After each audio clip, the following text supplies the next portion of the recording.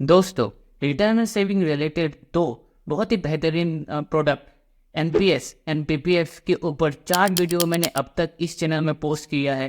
अगर आपने वो चारों वीडियो को अभी तक नहीं देखा है तो आपसे रिक्वेस्ट है, लिंक आपको डिस्क्रिप्शन बॉक्स में मिल जाएगा। हम उन चारों वीडियोस को जरूर देखिएगा। आज की वीडियो में हम लोग पीपीएस एंड एनपीएस को कंपेयर करेंगे, जानेंगे इन दोनों में से आपके लिए सबसे बेहतर रिटायरमेंट सेविंग प्रोडक्ट कौन सा है, कौन आपको सबसे ज़्यादा रिटर्न्स जनरेट करके देगा लॉन्ग टर्म में, कौन आपको सबसे ज़्यादा रिटायरमेंट पर्पस एक्यूमुलेट करने में हेल्प करेगा, एंड फाइनली कौन आपको सबसे ज़्यादा मंथली पेंशन आपको देगा। अगर आपको पीपीएस एंड एनपीएस को डिटेल में जानना है, टैक्स बेनिफिट क्या है, एडवांटेज क्या है, डिसएडवांटेज क्या है, फीचर्स क्या है, तो आपको मेरे पिछले चारों वीडियोस को जरूर देखना चाहिए। लिंक आपको डिस्क्रिप्शन बॉक्स में मिल जाएगा। तो चलिए वीडियो को शुरू करते हैं। दोस्तों, वीडियो शुरू करने से पहले आप सबसे एक छोटी सी गुजारिश है। अगर आप मेरे जैसे स्मॉल टाइम क्रिएटर को सपोर्ट करना चाहते हैं तो प्लीज़ चैनल को जरूर सब्सक्राइब कीजिएगा, क्योंकि आपके लिए सब्सक्रिप्शन तो फ्री है, बट हमारे जैसे स्मॉल टाइम क्रिएटर के लिए ये बहुत बड़ा मोटिवेशनल फैक्टर होता है। आपका हर एक सब्सक्रिप्शन हमें बहुत मोटिवेट करता है, प्रेरित करता है कि हम कुछ अच्छा करें, कुछ बेहतर करें। तो चलिए शुरू करते हैं।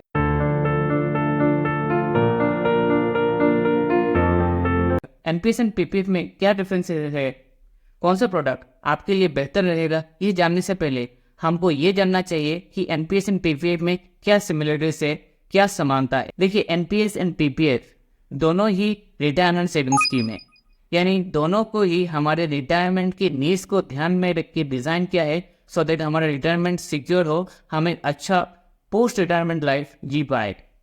अगर सेफ्टी की माने तो एनपीएस एंड पीपीएफ दोनों ही बहुत ही सेफ प्रोडक्ट है, क्योंकि दोनों ही गवर्नमेंट बैक्ड स्कीम है। इसलिए अगर सेफ्टी के मानेंगे तो दोनों ही बहुत ही ज़्यादा सेफ प्रोडक्ट है। अगर इन्वेस्टमेंट को देखेंगे तो दोनों ही एक लॉन्ग टर्म इन्वेस्टमेंट प्रोडक्ट है, यानी दोनों में ही आपका पैसा काफ़ी समय तक रहना पड़ेगा, सो दैट एक आप अच्छा रिटर्न जनरेट कर पाए। अगर टैक्स को देखेंगे तो दोनों में ही कुछ स्टार्टिंग टैक्स एडवांटेजेस है, यानी दोनों ही एग्जाम कैटेगरी के अंदर में आता है। अगर एलिजिबिलिटी क्राइटेरिया को देखेंगे तो दोनों में ही कोई एलिजिबिलिटी क्राइटेरिया नहीं है।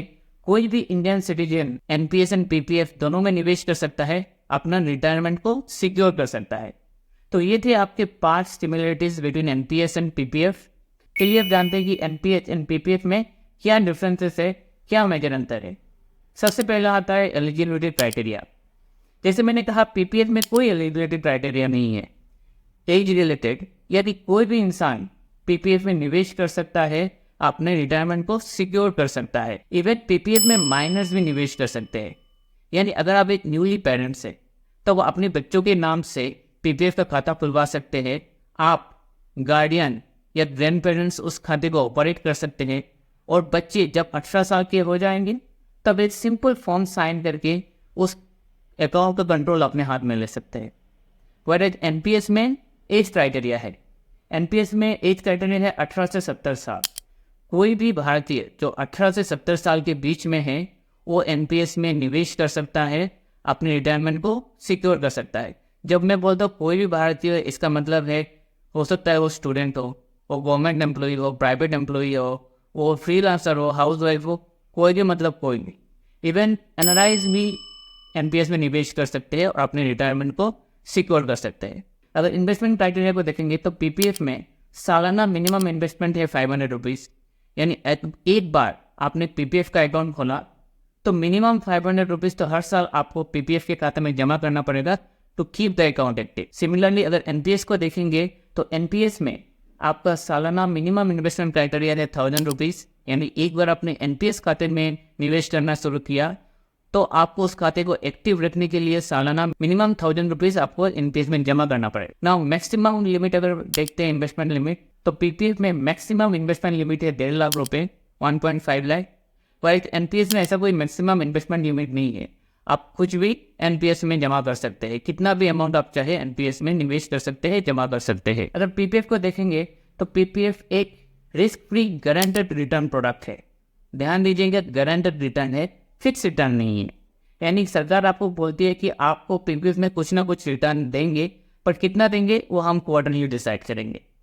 वैसे एनपीएस एक मार्केट लिंक्ड प्रोडक्ट है, यानी एनपीएस में कोई फिक्स्ड रिटर्न नहीं है, कोई गारंटेड रिटर्न नहीं है, आपका रिटर्न मार्केट के ऊपर डिपेंड करता है। पीपीएफ में आपको करंटली 7.1% का इंटरेस्ट रेट आपको मिल रहा है, जो क्वार्टरली रिवाइज होता है। अगर लास्ट 10 साल का हम लोग हिस्ट्री देखेंगे पीपीएफ में, तो लगभग 7 से 8% का रिटर्न पीपीएफ में मिला है। वैसे एनपीएस एक मार्केट लिंक प्रोडक्ट है, यानी एनपीएस में आप जो पैसा निवेश करते हैं ये इक्विटी यानी शेयर मार्केट, बॉन्ड यानी डेट मार्केट में निवेश होता है, और जैसे जैसे मार्केट परफॉर्म करते हैं आपको उस हिसाब से रिटर्न मिलता है। तो अगर मार्केट के देखेंगे और एनपीएस की लास्ट 10 साल का रिटर्न हिस्ट्री को देखेंगे तो एनपीएस ने लगभग ऑन एन एवरेज 10 से 12% का रिटर्न दिया है। कुछ ना, अगर सेफ्टी को चेक करेंगे, जैसे कहा है कि एनपीएस एक बहुत ही ज़्यादा सेफ प्रोडक्ट है, ये गवर्नमेंट बेस्ड स्कीम है, गवर्नमेंट आपको गारंटी देती है कुछ ना कुछ रिटर्न देने का, पर एनपीएस में ऐसा कोई गारंटेड रिटर्न नहीं है। तो सेफ्टी, और ये मार्केट लिंक स्कीम है, इसलिए इसमें थोड़ा रिस्क रहता है, पर ये रिस्क वर्थ टेकिंग है कंपेयर, अगर आप रिटर्न के साथ कंपेयर करेंगे तो रिस्क एडजस्टेड रिटर्न एनपीएस का बहुत ज़्यादा है, इसलिए मेरे हिसाब से यहाँ पे भी एनपीएस पीपीएफ से ज़्यादा स्कोर किया। नेक्स्ट पॉइंट है एसेट एलोकेशन। पीपीएफ में कोई एसेट एलोकेशन अलाउड नहीं है, वह एनपीएस में आप एसेट एलोकेशन कर सकते हैं। एसेट एलोकेशन यानी आप एनपीएस में जो भी पैसा निवेश करते हैं ना, उसका कितना पैसा इक्विटी में निवेश होगा, कितना कॉर्पोरेट बॉन्ड में, कितना गवर्नमेंट बॉन्ड में, कितना ऑल्टरनेटिव में, ये सारे डिसीजन आप खुद ले सकते हैं। अगर आप खुद नहीं लेना चाहते तो आप उसको पेंशन फंड मैनेजर के ऊपर छोड़ सकते हैं, जिसको ऑटो चॉइस कहा जाता है। अगर आप खुद ले रहे तो उसको एक्टिव चॉइस बोलते हैं। तो एनपीएस में ये एलिजिबिलिटी है, ये है कि आप एसेट एलोकेशन कर सकते हैं, पर पीपीएफ में कोई एसेट एलोकेशन नहीं है। अगर फ्लेक्सिबिलिटी को देखेंगे तो पीपीएफ को मैं फ्लेक्सिबिलिटी के मामले में 0 दूंगा। पीपीएफ में कोई फ्लेक्सिबिलिटी नहीं है, यानी एक बार आपने पीपीएफ के खाते में पैसा जमा कर दिया तो उस पैसे पे आपका कोई कंट्रोल नहीं है। पीपीएफ अथॉरिटी डिसाइड करता है कि आपका पैसा कहाँ निवेश होगा, कितना निवेश होगा, कब निवेश होगा। आप कुछ डिसीजन नहीं लेते, आपका कोई कंट्रोल नहीं है। अथॉरिटी समय समय पे आपके खाते पे इंटरेस्ट क्रेडिट कर देगी। वाइस एनपीएस में सबसे पहले तो आपको एसेट एलोकेशन अलाउड है। अगर एसेट एलोकेशन आपको जम नहीं रहा है तो उसको हर साल आप चेंज भी कर सकते हैं। अगर पेंशन फंड मैनेजर आपको अच्छा नहीं लग रहा है कि वो आपको अच्छी तरह से रिटर्न जनरेट नहीं करके दे रहा है, तो उसको भी आप हर साल चेंज कर सकते हैं। आप अपना प्रेफरेंस चेंज कर सकते हैं। तो इस मामले में एनपीएस बहुत ज़्यादा फ्लेक्सिबल है कंपेयर टू पीपीएफ, इसलिए तो फ्लेक्सिबिलिटी के मामले में भी एनपीएस पीपीएफ से ज़्यादा स्कोर कर रहा है। ना अगर लॉकिंग को देखेंगे, मैच्योरिटी को देखेंगे, तो पीपीएफ में हार्ड लॉकिंग 15 साल है, यानी एक बार आपने पैसा पीपीएफ में जमा कर दिया तो 15 साल से पहले आप ना पीपीएफ के अकाउंट को तोड़ पाएंगे ना उससे पैसा निकाल पाएंगे। यानी अगर आप 30 साल के हैं और आज पीपीएफ में आप इन्वेस्ट करना शुरू करते हैं तो 45 सालों से पहले, जब आपका उम्र 45 साल होगा, उससे पहले आप पीपीएफ खाते से पैसा नहीं निकाल पाएंगे, उसको तोड़ नहीं पाएंगे। पर एनपीएस में ये रूल तो और स्ट्रिंजेंट है और सख्त है, क्योंकि एनपीएस में आप 60 साल यानी रिटायरमेंट से पहले पैसा नहीं निकाल सकते। जब भी आपने पैसा डाला, ये पैसा आपके रिटायरमेंट के समय तक लॉक हो गया। इवन रिटायरमेंट के समय पे आप पूरा पैसा ऐसा नहीं निकाल सकते। आप एक्यूमुलेटेड कॉर्पस का ओनली 60% लम सम टैक्स फ्री निकाल सकते हैं। रिमेनिंग 40% का आपको एक एन्युटी प्लान लेना पड़ेगा, जो आपको मंथली एक पेंशन देता रहेगा। इसका मतलब क्या है? मान लेते हैं कि आपकी एनपीएस खाते में रिटायरमेंट के समय 1 करोड़ रुपया है, तो उसका 60% यानी 60 लाख आप लम सम एक साथ निकाल सकते हो, एंड 40 लाख का आपको एन्युटी लेना पड़ेगा। राइट, यहाँ तक समझ गए ना? यहाँ पे और एक ऑप्शन अवेलेबल है। मान लीजिए वो 60 लाख को आप एक साथ नहीं निकालना चाहते, तो उसको आप ट्रांचेस में भी निकाल सकते हो। Monthly, quarterly, half yearly, yearly, कोई भी ट्रांचेस में आप उसको निकाल सकते हो, जिसको बोलते हैं SLW, सिस्टमेटिक लमसम विड्रॉल। उसका फ़ायदा क्या है?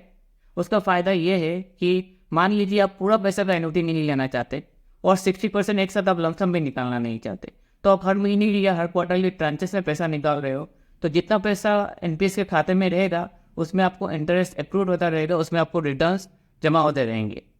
राइट, एंड एक बहुत ही अच्छा पॉइंट है जो रिसेंटली एनपीएस में इंक्लूड किया गया है, SLW, सिस्टमेटिक लमसम विड्रॉल। अगर इसको भी मैं पीपीएफ से कंपेयर करूंगा ना, तो एनपीएस यहाँ पे भी ज़्यादा स्कोर करता है, क्योंकि एक तो पीपीएफ में आप लमसम निकालना पड़ेगा पूरा पैसा, कोई पेंशन नहीं मिलेगा, पर एनपीएस आपको पेंशन भी देता रहेगा, राइट। चलिए अब जानते हैं कि एक्सटेंशन। पीपीएफ में मैच्योरिटी के बाद आप इसको एक्सटेंड भी करा सकते हैं, यानी आप सरकार को कर रहे थे कि 15 साल हो गया, मेरा पीपीएफ मैच्योर हो गया, नाउ मैं उसको एक्सटेंड करना चाहता हूँ फॉर फर्दर 5 ईयर्स। पीपीएफ हमेशा 5-5 साल के ब्लॉक में आप एक्सटेंड करा सकते हैं एन नंबर ऑफ ईयर्स के लिए, यानी पहले 5 साल के लिए एक्सटेंड कर लिया, फिर 5 साल के लिए एक्सटेंड कर लिया, ऐसे आप कितने भी ईयर्स के लिए एक्सटेंड कर सकते हैं। वह एनपीएस में तो इनिशियल लॉक इन ही 60 साल का है, 60 साल या मेजोरिटी के समय आपके पास ऑप्शन है, आप इसको डिफर्ड कर सकते हो या एक्सटेंड कर सकते हो। एक्सटेंड कर सकते हो कितना सालों के लिए, अनदर 15 सालों के लिए, यानी 60 + 15 75 सालों के लिए आप उसको एक्सटेंड कर सकते हो। तो दोनों में ही आपको एक्सटेंशन पॉसिबल है। तो अगर टैक्स एडवांटेज को देखेंगे तो एनपीएस एंड पीपीएफ में दोनों में सर्टेन टैक्स एडवांटेज आपको मिलता है, क्योंकि दोनों ही एग्जाम कैटेगरी के अंतर्गत में आता है। इसका मतलब क्या है, एनपीएस एंड पीपीएफ में जो भी आप सालाना निवेश करते हैं, मंथली निवेश करते हैं, वो टैक्स फ्री रहता है। उससे जो आपको इनकम जनरेट होता है, जो इंटरेस्ट एक्यूमुलेट होता है या तो ग्रोथ मिलता है, वो भी टैक्स फ्री है। एंड फाइनली मैच्योरिटी के समय आप जो लमसम एक साथ विड्रॉ करते हो वो भी टैक्स फ्री है, यानी टोटल आपको यहाँ पे पूरा टैक्स फ्री एडवांटेज आपको मिल रहा है। दूसरा पॉइंट है कि एनपीएस एंड पीपीएफ में दोनों में ही सेक्शन 80C के अंडर में आपको 1.5 लाख रुपये तक का टैक्स रिबेट मिल जाता है।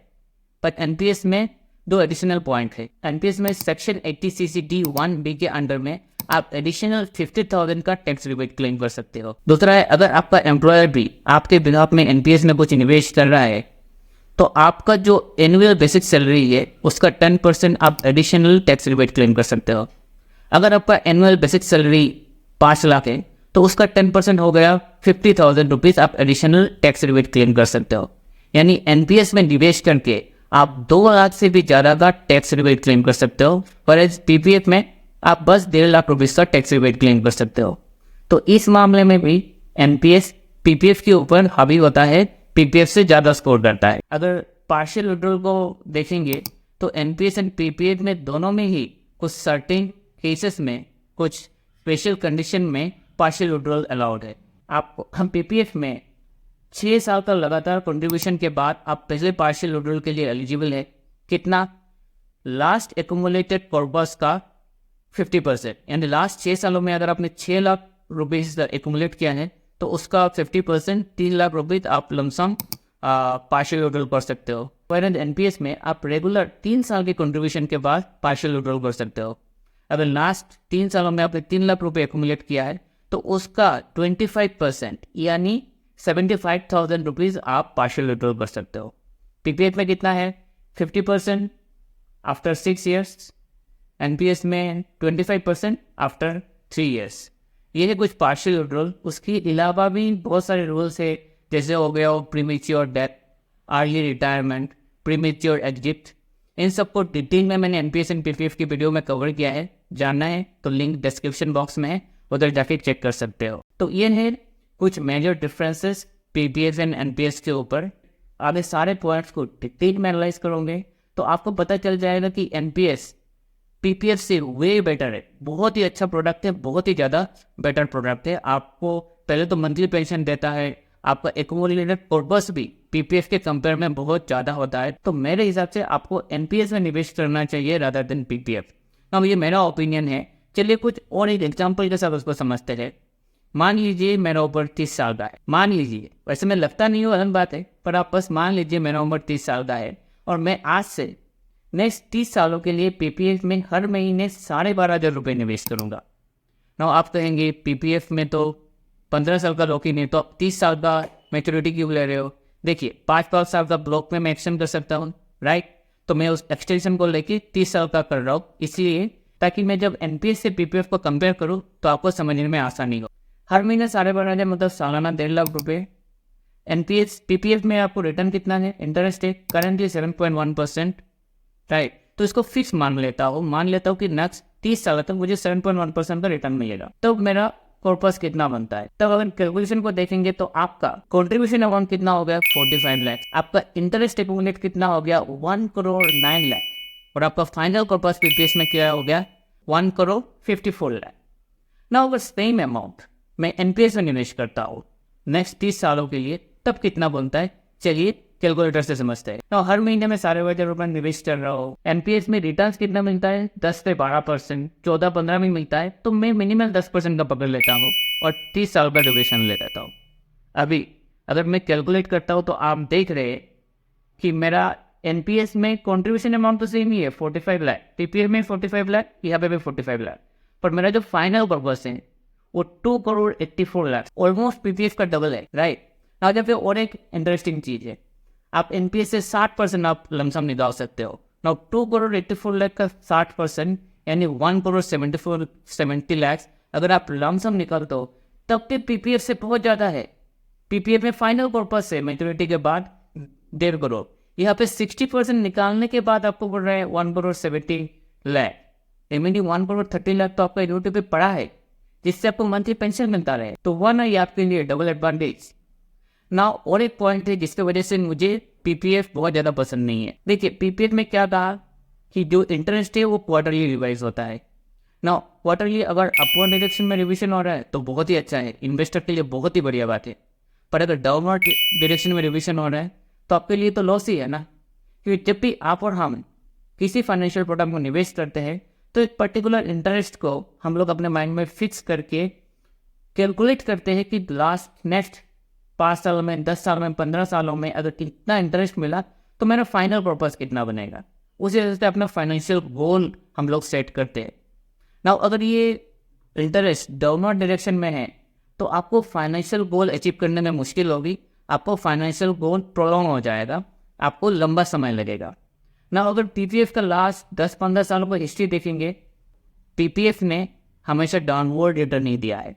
मुझे याद है 2011-12 में पीपीएफ का इंटरेस्ट रेट था 8.6%, आज के डेट में ये 7.1% है, यानी लगभग 150 बेसिस पॉइंट का डाउन साइड है, जिससे आपको कंपाउंडेड जो इम्पैक्ट है ना वो बहुत ही ज़्यादा है पीपीएफ में।